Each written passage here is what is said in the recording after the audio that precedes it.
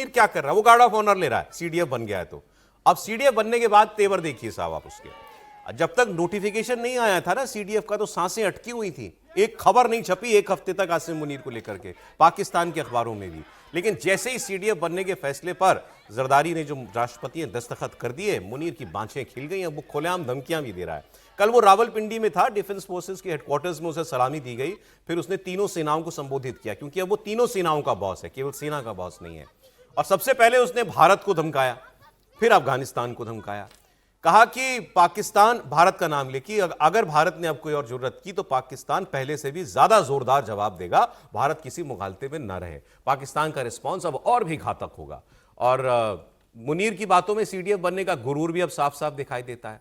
अफगानिस्तान के लिए उसने कहा कि अब अफगान लोगों के पास, मतलब तालिबान के पास एक ही ऑप्शन है, अब या तो वो तहरीके तालिबान टीटीपी को चुन ले जो इनके यहाँ सुसाइड हमले करता है, या वो पाकिस्तान को चुन ले। अब ये तो सीधी खुली धमकी है कि अगर तुम टीटीपी को नहीं रोकोगे तो फिर हम अब तुम पर खुलकर हमला करेंगे और हमको कोई नहीं रोक सकता। लेकिन मुनीर के पास चाहे सेना या मतलब उतनी सेना के पास इतनी औकात है कि दोनों मोर्चों पर वो अब अपने दोनों दुश्मनों का मुकाबला कर भी सके, वो भी तब जब घर के अंदर आग लगी हुई हो। कल ही हमने पीटीआई के नेता का आपको एक स्टेटमेंट दिखाया था कि कोई भी फौज जंग नहीं जीतती जब तक लोग उसके साथ ना हो।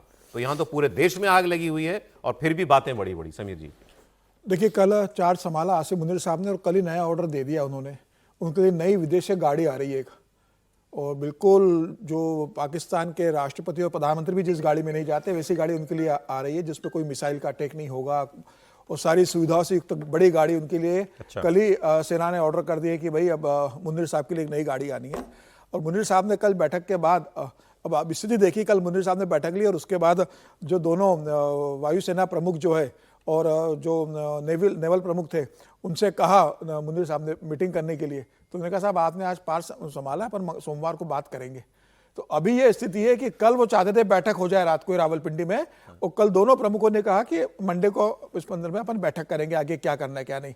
तो अब ये दिखने लगा है कि भाई मुनीर भले ही संविधान संशोधन कर अभी पावरफुल बन गया है, लेकिन उसका जो एक्सेप्टेंस सेना के अंदर होना चाहता वो अभी नहीं हुआ है, एयरफोर्स और नेवी बिल्कुल दोनों में। और आने वाले दिनों में ये दिखेगा, क्योंकि अभी कई नियुक्तियां होनी है और आसिम मुनीर अपने लोगों को सब अभी इनको देखिए वाइस चीफ बनाना है, वो सब स्ट्रेटेजिक कमांड का कमांडर, न्यूक्लियर कमांड का कमांडर। कहा यह भी जा रहा है कि दोनों सेना जो प्रमुख है, एयर के जो है और नेवी के जो है, उनको हटा के आसिम मुनीर अपने भरोसेमंद लोगों को लेकर आना चाहते हैं वहां।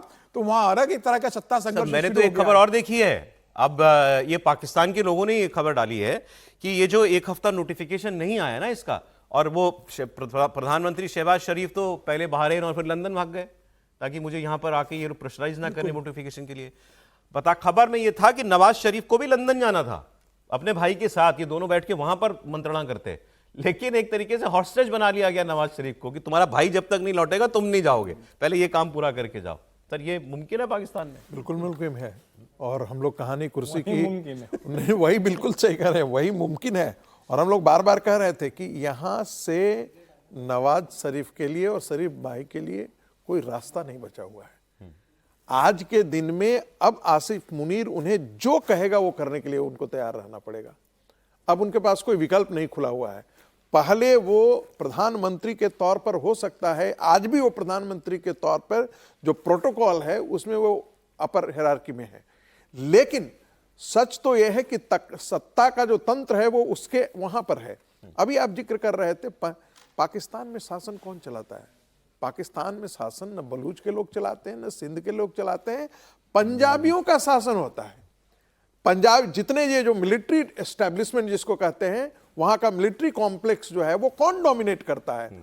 उसमें कोई पश्तून या सिंधी नहीं डोमिनेट करते हैं, ये पंजाबी लोग डोमिनेट करते हैं। और यही पंजाबी लोग जो है वो बांग्लादेश बनने का भी कारण थे, और यही पंजाबी लोग जो हैं वो सिंध और बलूचिस्तान के अंदर यदि कल आजादी के मूवमेंट को हवा लगी और बाकी लोग ये लोग वही जिम्मेदार। सर चलिए आप दूसरी बड़ी जंग की बात कर लेते हैं, यूक्रेन और रूस की। इसको लेकर एक बहुत बड़ा स्टेटमेंट ट्रंप साहब का आया है, और इससे अब ये सारा जो भी ये शतरंज की बिसात पर चालें चली जा रही थी ना, सब पता लग गया किसका गेम क्या है।